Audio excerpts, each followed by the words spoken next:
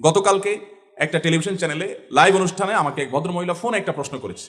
প্রশ্নটা শুনে আমি অবাক হয়ে গেছি এবং লাইভের মধ্যে আমি বললাম যে আপনার প্রশ্নের কি উত্তর দেবো, আমি তো এই প্রশ্ন নিয়ে আমি ভাবতে ভাবতে আমি শেষ হয়ে যাচ্ছি। ভদ্রমহিলা প্রশ্ন করে বলছেন যে আমার স্বামী আমাকে অনেক কষ্ট দেয়, অনেক আমার হক নষ্ট করে।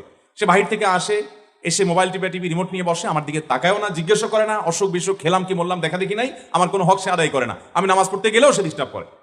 শেষ পর্যন্ত আমার নামাজ যেতে অসুবিধা হয়, সে 2টা-3টা পর্যন্ত নানান গুনাহের কাজে লিপ্ত থাকে। তো আমার অসুবিধা হয় দেখে আমি যখন তাকে রিকোয়েস্ট করি যে আমার নামাজের সময় অন্তত আমাকে একটু নামাজটা পড়তে দাও, তখন সে বলে তুমি আরেক রুমে গিয়ে শোও। তো ভদ্রমহিলার প্রশ্নের বিষয় হলো, বলতেছে হুজুর আমার জানার বিষয় হলো এই যে আমি আরেক রুমে গিয়ে ঘুমালাম, এতে কি আমার স্বামীর অধিকার নষ্ট করলাম কিনা। আমি বললাম সুবহানাল্লাহ, এত জুলুমের মধ্যে থেকে একজন মুসলমানের চিন্তা হলো যে আমার দ্বারা কোনো জুলুম হচ্ছে কিনা, আমার দ্বারা তার কোনো অধিকার নষ্ট হচ্ছে কিনা, এর নাম মুসলমান। এটা হলো খাঁটি মুসলমানের আলামত।